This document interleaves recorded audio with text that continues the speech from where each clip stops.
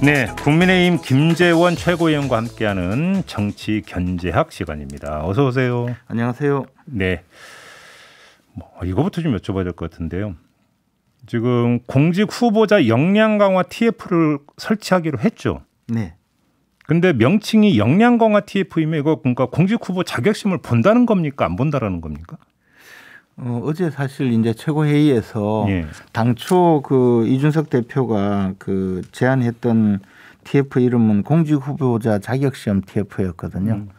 근데 이제 공직 후보자들에게 자격시험을 보는 거지. 예컨대 뭐 운전면허 시험 보듯이 또는 대학 가려면 수능 시험 보듯이 말이죠. 그렇게 일제 고사를 보는 것은 타당하지 않다고 해서 아마 우리 최고위원들은 거의 전원이 반대 의사였고요. 거의 전원이었습니까? 4명의 최고위원은 다 반대 의사였습니다. 어제 이제 조수진 최고위원은 그 눈 수술 때문에 참석하지 못했는데 저희들 단톡방에 반대한다고 의사 표시했고 나머지 배현진 최고위원이나 또는 정미경 최고위원은 강하게 반대를 했고요. 우리 위원님도 아주 강하게 반대한 걸 보도가 나오던데. 저는 원래부터 반대. 왜 반대를 하세요? 아니 우리가 이제 그 대의민주주의를 하고 있잖아요. 민주주의라는 게 기본적으로 데모크라시 즉 대중이 지배를 하는 것인데 그러면 가장 바람직한 형태는 당연히 직접 민주주의죠. 모든 국민들이 물론이죠. 나서서 의사표시를 모아서 하는 것인데 그것이 이제 불가능하니까 간접민주주의 제도를 채택했고 그것이 의회주의거든요. 그렇죠. 결국 의회가 이제 국민의 대표자인데 국민의 대표자인 의회의 구성은 시험을 쳐서 특정 계층으로부터 선발하면 안 된다는 거죠. 대부분 국민들의 의사를 반영시킬 수 있도록 해야 되는 것이고 대신 의회에서 결정된 어떤 국가적인 목표를 집행하기 위해서는 관료제 즉 집행기구가 있는데 여기는 효율적이고 아주 그 합리적으로 진행을 해야 되니까 이 관료들은 모두 시험을 쳐서 뽑는 것이 맞아요. 그런데 의회는 시험제도 자체가 원래 논리적으로 성립될 수 없는 것이고 현장에 가봐도 뭐 컴퓨터 잘 못 다룬다고 해서 국민 의사 반영에 잘못되는 것보다도 훨씬 더 중요한 일을 하는 분들이 많다는 거죠. 어제 배현진 최고위원도 현장에 가보면 굉장히 훌륭한 분이 컴퓨터를 못 다루지만 주민들과 함께하는 분들이 많다라고 하면서 반대 의사를 강하게 표시했어요. 근데 지금 컴퓨터 잠깐 말씀하시니까 궁금한 게 이준석 대표는 그러니까 시험을 어떤 내용으로 시험을 보자고 하는 거예요? 뭐 그동안에 이야기를 많이 했었는데 어제 이야기는 구체적인 시험 과목이나 시험 방식을 정하기 위해서 TF를 만들자는 거였어요. 시험제 실무 방안을 짜기 위해서 TF를 만들자. 예, 그래서 그냥 제가 그러려면 여의도 연구원 같은 데서 먼저 시험 제도에 대한 안을 만들고 그에 대해서 최고위에서 의결을 하면 되지 않느냐 했더니 이 TF를 시험 제도 TF를 출범시키는 것이 사실상 이제 공약을 이행하는 것이다 그런 생각이 강했었고 그래서 저희들은 정 그렇다면 공직 후보자 역량 강화 즉 자질을 좀 높이는 것이 목적 아니냐 그러면 예를 들어 연수를 한다든지 이렇게 해서 그래서 이제 그 공천 이제 된 사람들을 상대로 연수를 한다든지 이런 거 아니면 이제 제 개인적인 생각은 우리 시도당이 있거든요. 그 시도당에 정치대학원을 만들고 그 정치대학원에 공직 후보자가 되려는 분들, 즉 이제 지방선거에 참여하려는 분들은 그 정치대학원의 이 과정을 이수하면 사실상 이제 자격 공천 신청 자격을 주는 방식으로 하자 이렇게 제안을 했었고. 근데 현실적으로 그렇게밖에 될 수 없을 겁니다. 형식 논리로 따지면 공직 후보에는 대통령 후보도 공직 후보자 아닙니까? 그렇죠. 그러면 대통령 후보도 시험을 봐야 된다라는 주장이었습니까? 이준석 대표는? 이준석 대표는 어제 저도 처음 들었는데 대통령 후보나 국회의원은 빼고 지방 선거 그렇게 주장했어요. 지방선거 출마자들에 대해서 이제 그 시험을 보자는 내용이었고요. 그런데 뭐 그것은 또 무슨 차이가 있느냐는 생각이 또 들죠. 아니 그렇게 되면 모든 공직 후보자가 또 대상도 아니라는 얘기입니까? 그 지방선거 후보자라고 이야기를 했습니다. 그래서 우리가 아니 그렇게 하면 그것도 또 문제가 있으니 그냥 그 공직 후보자로 정하자 해서 알겠습니다. 만든 겁니다. 아무튼 자 그러면 이제 시험 보는 건 물 건너 갔다 이렇게 판단하세요, 위원님? 아니 물론 어떤 연수를 하고 수료를 시키려면 평가를 할 수가 있죠. 그런 정도의 시험은 몰라도 이준석 대표는 자꾸 이제 대다수가 그 응시만 하면 대다수가 통과할 수 있는 시험이라고 주장하는데 사실은 그런 시험을 보게 하는 것은 더 그렇죠. 문제가 있는 것이죠. 누구나 다 통과하는 시험이라면 굳이 볼 이유가 없다. 저는 이제 그런 생각이죠. 그래서 시도당에 예. 정치대학원을 만들고 거기에서 연수를 하고 예. 정말 뭐 걸러내기 위해서 평가를 한다면 그것은 또 뭐 사리에 맞게 평가를 하면 되는 것이고 그런 방식으로 진행하는 것이 맞다고 보고요. 그래서 공직 후보자 역량 강화 TF는 뭐 그런 의미라면 좋다고 인정을 한 것입니다. 알겠습니다. 이준석 대표 관련해서 하나만 좀 더 여쭤보면 어제 이런 이야기를 했더라고요. 그러니까 이제 추경 관련해서 소상공인 지원에 대해 충분히 확대된다면 남는 부분에 대해서 충분히 재난지원금 지급을 검토할 수 있다.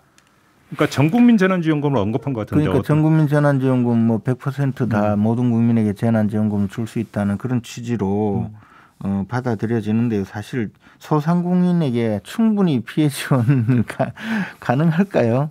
그래서 그 충분히 피해 지원을 하고 난 다음에 남는 재원이 있다면이라는 전제 자체가 저는 성립될 수 없는 거라고 보고요. 예. 두 번째는 그렇게 어떤 우리가 요구한 그런 정도의 충분한 소상공인 피해 지원이 있다 하더라도 나머지 재난지원금 문제는 별도로 또 협의를 해야 되는 문제고 이것은 원내대표의 권한이거든요. 그런데 원내대표는 그 국회의원들 우리 당 소속 의원들의 의견을 모아서 의원총회에서 이 문제를 협의를 해야 되는데 의원들의 생각은 조금 다른 것 같습니다. 그래서 이것과 별도로 전국민 재난지원금 즉 100% 모든 국민에게 재난지원금을 지급하는 데 대해서는 의원들의 반대가 상당합니다. 알겠습니다. 그래서 이것은 그렇게 가능하지 않는 당 입장이 그렇게 갈 것 같지는 않다 이런 말씀이시고. 그렇습니다. 예.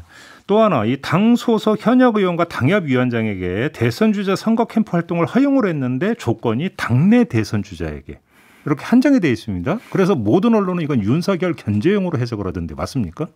어제 최고위에서 그 이야기가 갑자기 나왔었는데요. 사전에 뭐 의안으로 올라져 있던 것은 아니고 어쨌든 지금 민주당은 현직 국회의원들이 뭐 대변인도 하고 뭐 비서실장도 하고 하는데 우리 당은 조금 아직 소극적이거든요. 아마 두드러진 대선 후보가 없어서 그런 것 아닌가. 근데 어제 하여튼 무소속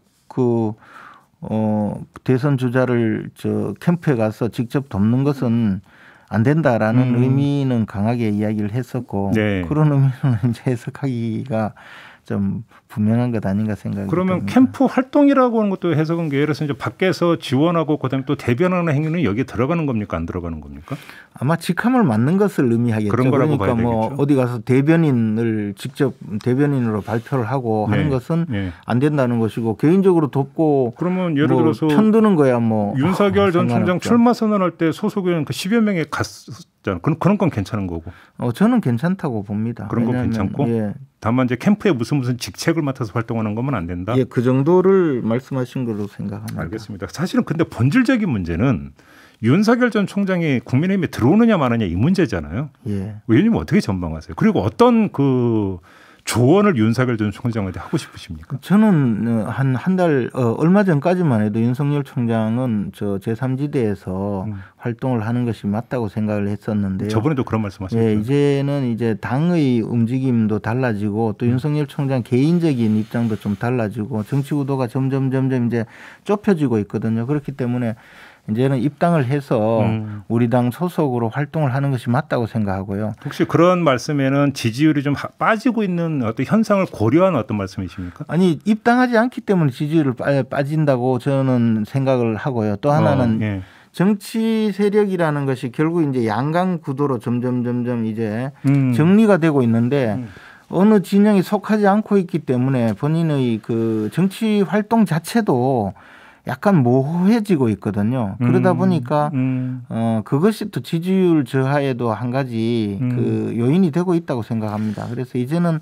선택을 하고 대선에 출마하려면 우리 당을 선택할 수밖에 없는 것이고 이제는 그렇다면 정치적인 목적 의식이나 또는 목표를 분명하게 설정하는 의미에서라도 입당을 하는 것이 맞다고 생각합니다. 그러면 약간 좀 기계적인 질문일 수는 있겠습니다만 윤석열 전 총장 입장에서 지지율이 이 정도로까지 빠졌다라고 하면 더 이상 버티기 힘들 거다. 입당 여부를 결정을 해야 되는 시점이 딱 이 지점이다라고 하는 기준점을 만약에 제시해 주신다면. 아니요. 저는 지지율이 빠지기 때문에 입당해라는 의미가 아니고 입당을 하는 것이 앞으로 행보에도 나을 것이고 그렇기 때문에 뭐 지지율이 얼마쯤 빠지면 입당을 하지 않으면 안 된다 이런 의미는 아니고 그런 건 아니고 현재 입당을 해서 활동하는 것이 지지율이든 모든 면에서 나아질 거다는 생각이고요. 지금처럼 계속 저렇게 만약에 근데 입당을 안 하면 입당을 하지 않으면 이제 여러 가지 문제가 있죠. 왜냐하면 지금 현재 이 활동을 하고 있는데